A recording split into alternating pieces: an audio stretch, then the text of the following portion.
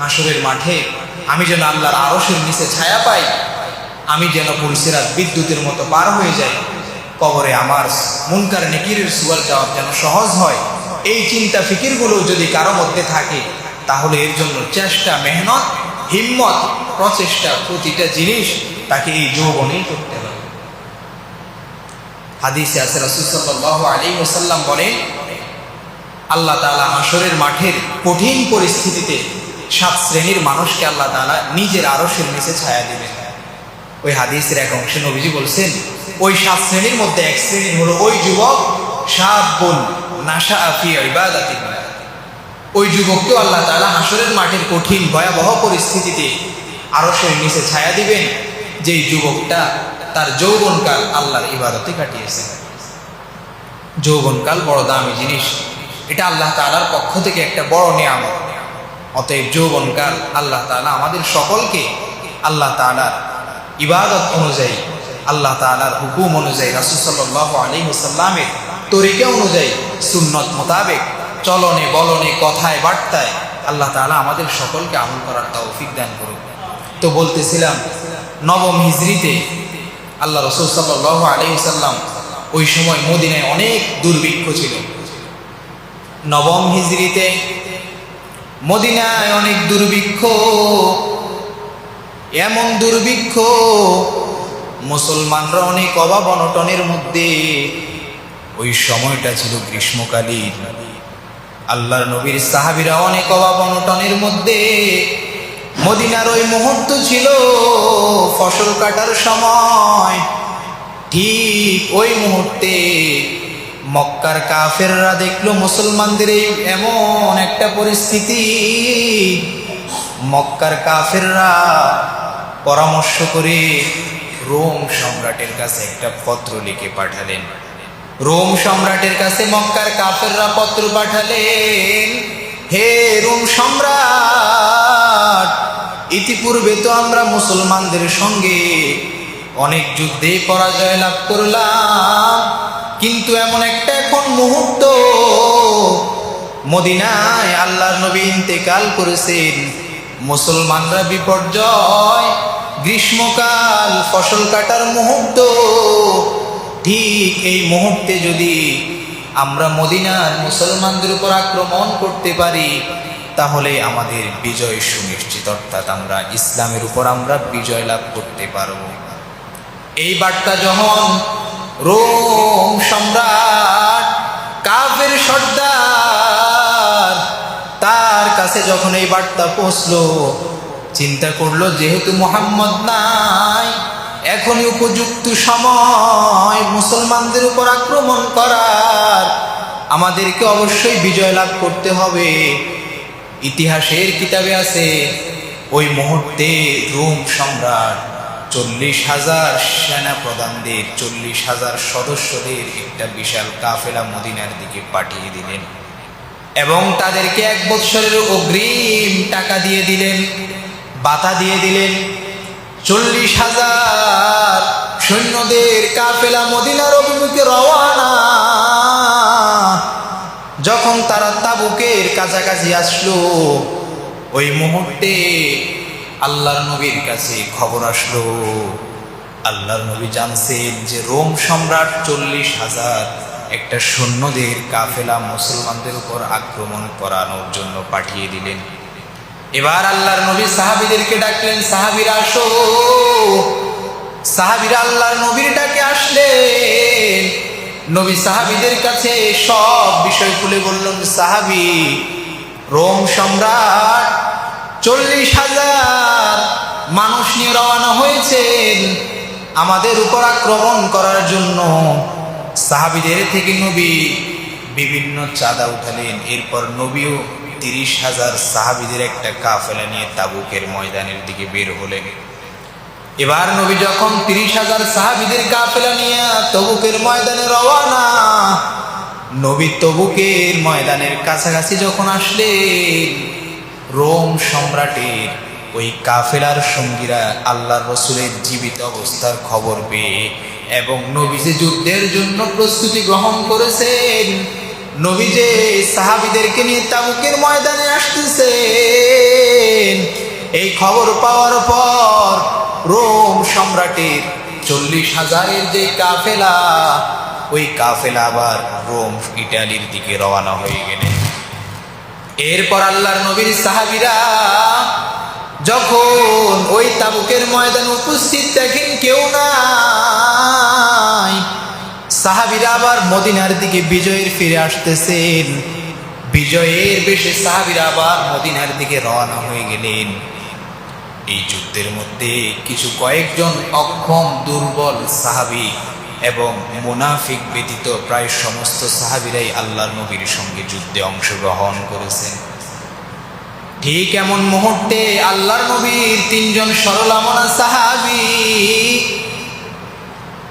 ওনারা মিথ্যা অজুহাত নয়, নিজেদের অলসতার কারণে ইচ্ছা থাকা সত্ত্বেও এই গজওয়ায়ে তবুকের ময়দানে যেতে পারেন নাই। তাফসীরের কিতাবে আছে ওই 3 জন সাহাবী হলো হযরতে কাব ইবনে মালিক, হযরতে মুরারা ইবনে রবি এবং হেলাল ইবনে উমাইয়া। এই 3 জন সাহাবী ইচ্ছা থাকা সত্ত্বেও এই তবুকের যুদ্ধে উপস্থিত হতে পারেন নাই। হযরতে কাব ইবনে মালিক রাদিয়াল্লাহু তাআলা আনহু বলেন, তাবুকের মুহূর্ত হিজরি সন ছিল 9ম হিজরি। আমরা সাহাবীরা ওই মুহূর্তে ফসল কাটি, প্রচন্ড গরমের সময়, অনেক দুর্ভিক্ষ। আল্লাহর নবী সাহাবীদের মধ্যে ঘোষণা করলেন, রোম সম্রাটের বিশাল কাফেলা আমাদের সাথে যুদ্ধের জন্য আসতেছে। ও সাহাবীরা, তোমরা প্রস্তুতি হও, এই তাবুকের ময়দানে আমরা রোম সম্রাট কাফেরদের সঙ্গে আমরা জিহাদ করতে হবে। কাব ইবনে মালিক বলেন, আমার একটা দ্রুতগামী উট ছিল, আমি চিন্তা করলাম আমি ফসল কাটি, যেহেতু আমার ওই উটটা দ্রুতগামী অর্থাৎ অনেক স্পিডে যেতে পারে, তা আমি কয়েকদিন পর রওনা হব। কাফেলা তবুকের ময়দানে যাওয়ার আগে আমি আমার উট নিয়ে নবীর সঙ্গে মোলাকাত করব। হযরত কাব ইবনে মালিক বলে, আমি এই চিন্তা করে আস্তে আস্তে 1-2 দিন চিন্তা করলাম, 2-1 দিন পরে আমি আমার উট নিয়ে রওনা হয়ে যাব। এই চিন্তা করতে করতে এদিক দিয়ে নবী সাল্লাল্লাহু আলাইহি ওয়াসাল্লাম তবুকের ময়দান থেকে বিজয়ের বেশে ফিরে আসতেছে। আল্লাহর নবী যখন বিজয়ের বেশে মদিনায় প্রবেশ করেছেন, মদিনার যে সমস্ত মুনাফিকরা ছিল, ওই মুনাফিকরা আল্লাহর রসুলের কাছে এসে মিথ্যা অজুহাত পেশ করলো, অর্থাৎ বিভিন্ন বানোয়াট কথা আল্লাহর রসুলকে বলল, ওজোর দেখালো যে আমার স্ত্রী মৃত্যু শয্যায় বা অমুক।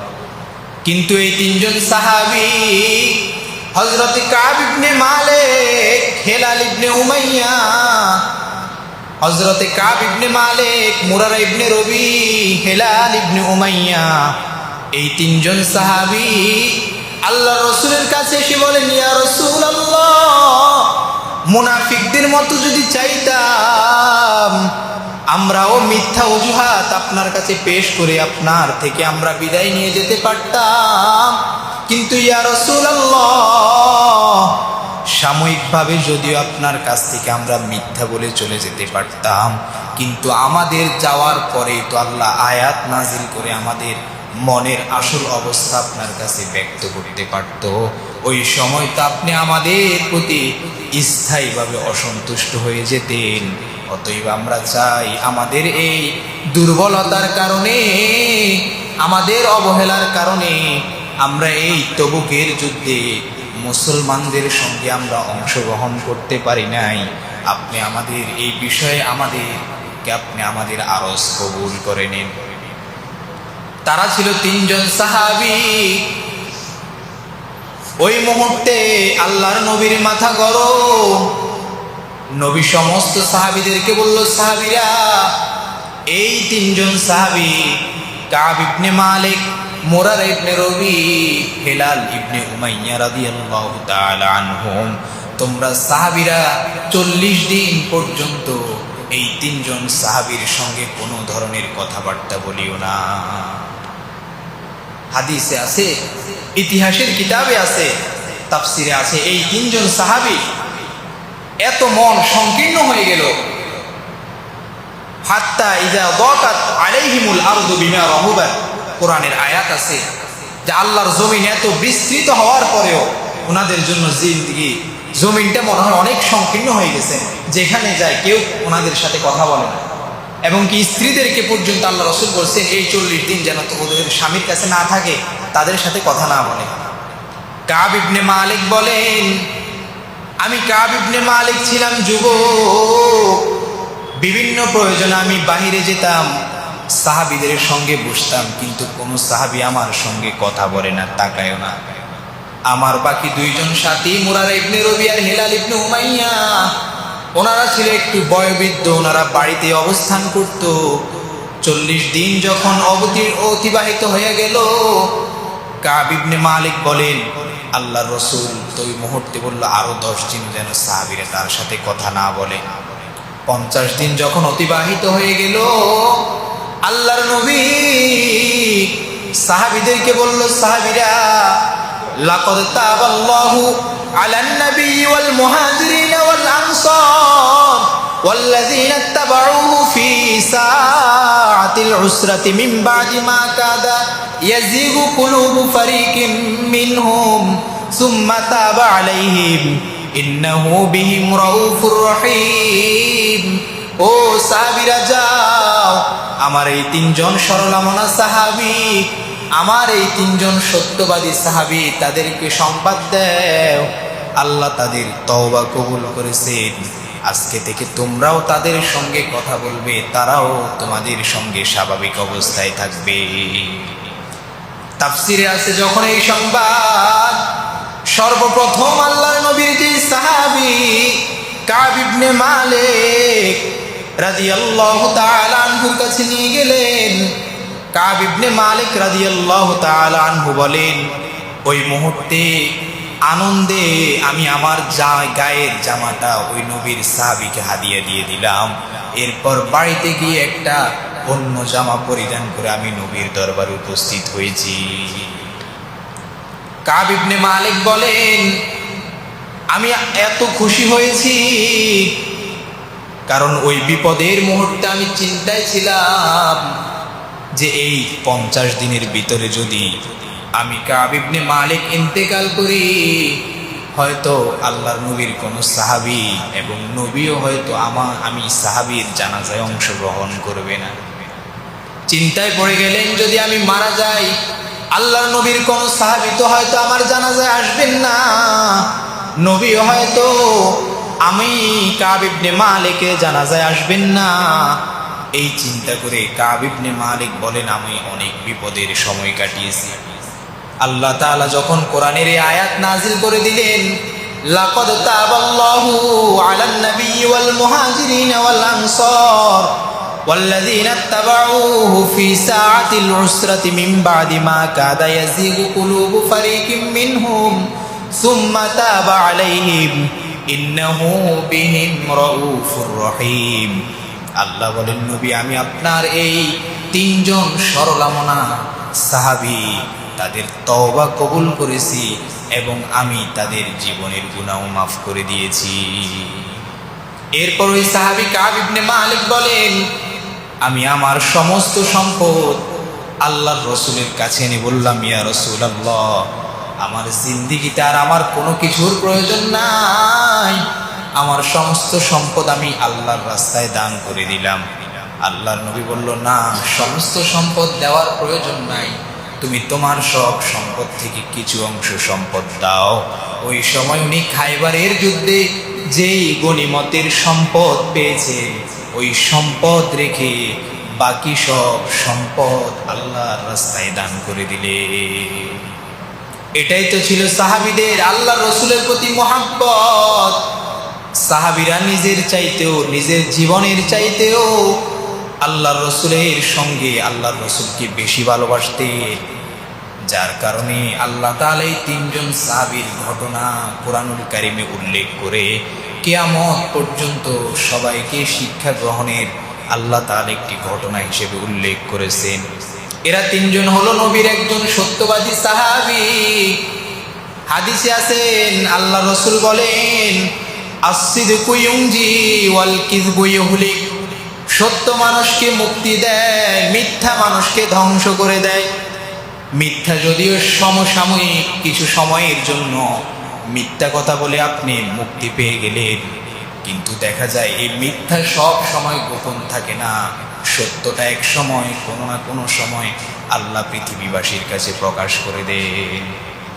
অন্য হাদিসে আছে, আল্লাহর নবী বলেন, ইন্নাস সিদকা বিররুন ওয়া ইন্নাল বিররা ইয়াহদি ইলাল জান্নাহ ওয়া ইন্নাল কিযবা ফুজুরুন ওয়া ইন্নাল ফুজুরা ইয়াহদি ইলান নার। আল্লাহর নবী বলেন, ও আমার সাহাবায়ে কেরাম, সত্য হলো একটা নেকির কাজ। ইন্নাস সিদকা বিররুন ওয়া ইন্নাল বিররা ইয়াহদি ইলাল জান্নাহ, এবং নেক কাজ মানুষকে জান্নাতের পথ দেখায়।